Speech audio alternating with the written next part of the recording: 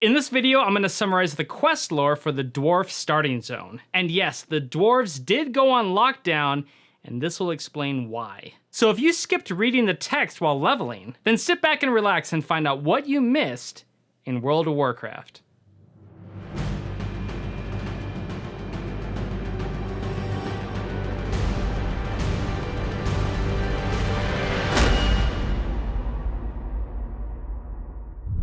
Let's dive right into this and find out what's going on with the Dwarves. You start off in an area called Coldridge Valley and speak to Joran Ironstock, who tells you that the recent earthquake upset a lot of trogs in the local area, which seems really clear because he's fighting off a ton of them. And he needs you to help out the Mountaineers by killing 6 of the Rockjaw invaders. Looks like we're not wasting any time killing things around here. So you head south, kill the 6 trogs, and then head back to report. While he's still fighting everything off, he commends your work and hands you a pair of Trog Repeller plate mail for your troubles. Joran then says that he knows a thing or two about trogs, and that the bigger ones sitting behind the enemy line are usually considered the leaders. So now he wants you to go out and kill 3 of the Rockjaw goons, which would have been nice if he would have just told you to kill them all when you're out there in the first place. Before you head out, you speak to Sten Stoutarm, who says he doesn't need your help killing anything, but rather he needs you to help heal the injured Mountaineers who have been attacked by the trogs. So once again, you head out to the south, kill the 3 goons, and while you're fighting them, they talk up some stuff about us destroying their home. But you continue questing and heal 4 of the Coldridge Mountaineers while you're out there. Then you head back to report. Sten says that the wounded that you mended made it back safely, while Joran is, he's still fighting. I mean, this guy does not get tired at all. He's appalled that the Trogs think that we destroyed their homes. I mean, did they not feel the earthquake that almost destroyed our camp too? Regardless, Joran rewards you with the boots of the blameless, because we're blameless in destroying the Trogs' homes. See what you did there, Blizzard?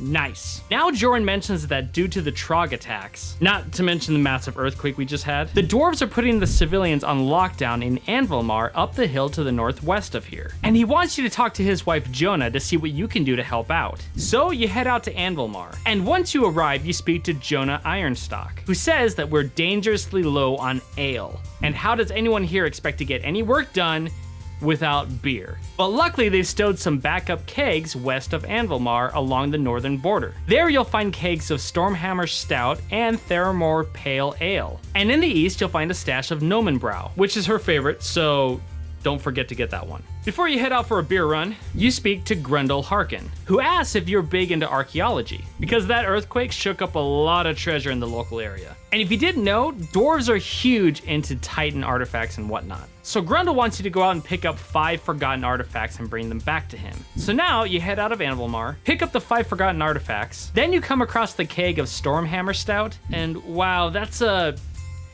huge keg. But you're only supposed to bring back a cask of it, so I'm assuming that a cask is much smaller than a keg. Now you head over and pick up the Theramore Pale Ale, and last but not least, you pick up some Nomenbrow. Then you head back to Anvilmar. Jonah can't wait to get her share of Nomenbrow, and before you can say anything, she drinks from the batch that you just brought back. Okay, I knew that dwarves drank a lot, but I never knew how bad their alcoholism was.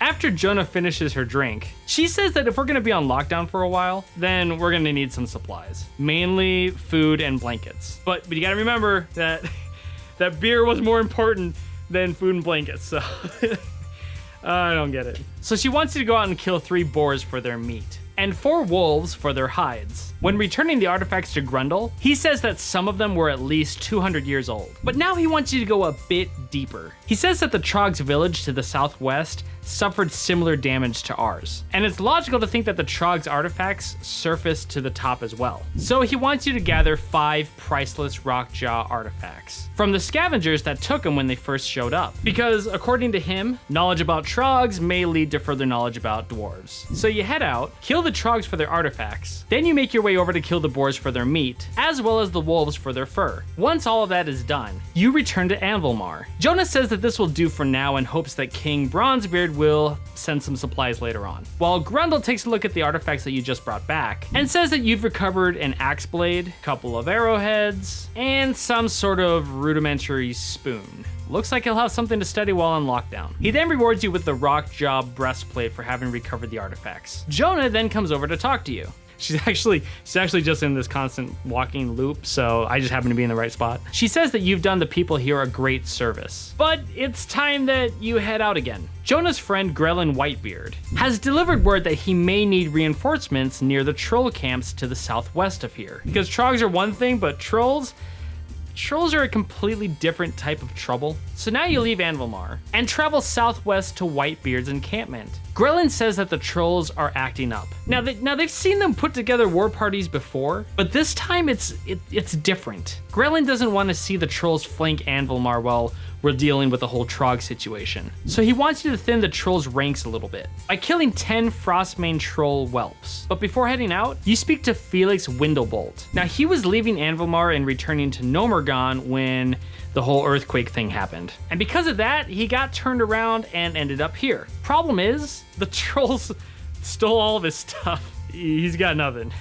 Talk about a bad start to your trip. So he wants you to go around and recover all the stuff that was taken. Last but not least, you speak to apprentice Soren. Now this guy comes off as save the trolls and whatnot. He starts talking about how he can't read trolls' facial expressions very well, and that they don't look angry to him, but rather confused, maybe a little bit frightened. So he wants you to visit the 3 troll camps in the area and get close enough to soothsayers Sikala, Rikari, and Miram Koa, so that you can listen to what they're saying. Okay, wait a second. You're a dwarf. They're trolls. How are you gonna understand them?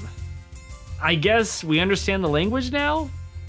I don't know. So you head out, kill the troll whelps, collect the 3 pieces of gear for Felix at each of the camps, and listen to the soothsayers. Shikala says that the spirits are angry with them, but that Griknir is gonna help them get through this. Rikari says that Griknir is gonna talk to the elements to get them to fight on their side, so that they can take over the valley. And Miram Koa says that this land may be of ice and snow, but beneath the earth there's fire. And the spirit from there comes to talk to Griknir. Yeah, I'm thinking that this Griknir guy's gotta go. So after all that's done, you return to the encampment. Grelin says that by killing some trolls, Anvilmar is safe for the time being, and rewards you with either the Anvilmar hand axe or the sledge, along with some healing herbs. Felix is excited to have his gear back, and then he says, get ready, women of Nomergon, here comes Felix. I guess he's really the lady killer back at home, I don't know. Apprentice Soren says that the soothsayers must have been talking about a fire elemental, and that it might have snuck into the area from the Searing Gorge, or the earthquake opened up a crack to the elemental plane. Either way, you should report this to Grelin. And Grelin says that Soren really did a good job sending you out to recon, and even though everyone in Coldridge Valley is going through a tough time, the trolls would still like to kick the dwarves out of here. Well,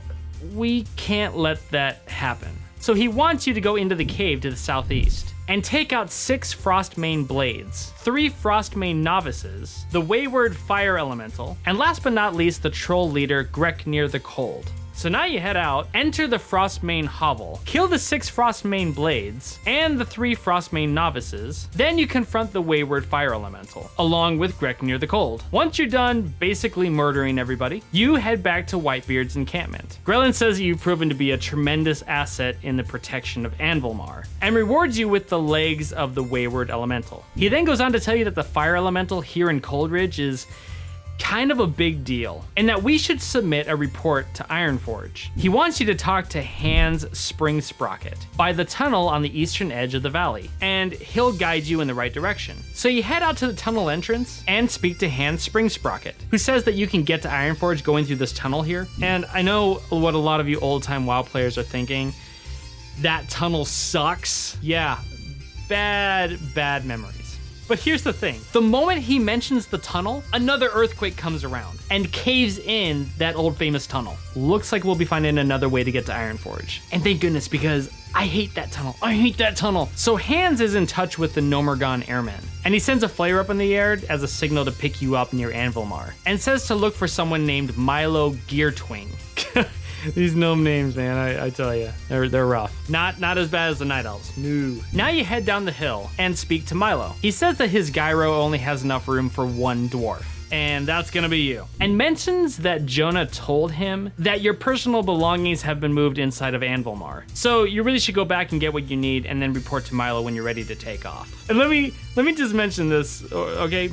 Joran is still fighting over there. He's still fighting Trogs. He's been doing that the entire time. So if you're looking to pug anyone in a group, ask Joran Ironstock. The guy will not let you down. So you head back into Anvilmar and speak to Jonah one last time. She says to gather your things before you leave, and make sure to speak with Theric Blackstone when you arrive in Keranos, and tell him what has happened here in Coldridge Valley. Hopefully he'll be able to send some help. So you gather all of the supplies that you need and head out of Anvilmar and back to Milo. He says that you most likely won't be coming back here and hands you a Coldridge Mountaineer's pouch to help you on your travels. You then hop into the gyro and head out to Keranos while Milo updates you through the radio, mostly about stuff that's going on outside of Coldridge. He tells you about the trolls stirring up amok because of the stuff that happened with the Cataclysm. If you want to know how all that started, then go ahead and check out the link above about the gnomes and all that good stuff. Which he does also mention that the gnomes have retaken Nomergon or in the process of doing so. He also talks about the Dark Irons in the east and how something weird is up with King Magni,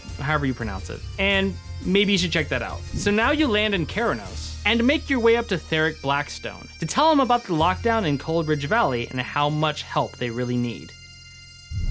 And that is currently how the dwarves start out their journey. A bit different from how things used to be before the Cataclysm, but now we've managed to meet the gnomes and dwarves together in Keranos. And from here, we'll be digging deeper into Dunmorrow to find out what's going on in this area. So I just want to give a big shout out to the Patreon subscribers. I know I say this every single time, but it still holds true. Your contributions help out so much with this project. And if you'd like to support this project through Patreon, then go ahead and hit the link down below. Every contribution goes to making this thing a lot better and better. I've got different rewards and different donation levels, and I'm really planning on adding more to it later on in the future. Also, if you like watching this kind of stuff, make sure to subscribe to the channel and hit that bell icon to be notified when the next episode drops. And be on the lookout because I have a really fun event coming up in the near future that I don't think any of you are going to want to miss, but I'll get more information out to you soon. And with that, we'll see you next week when we find out what happens next in the Tales of Azeroth.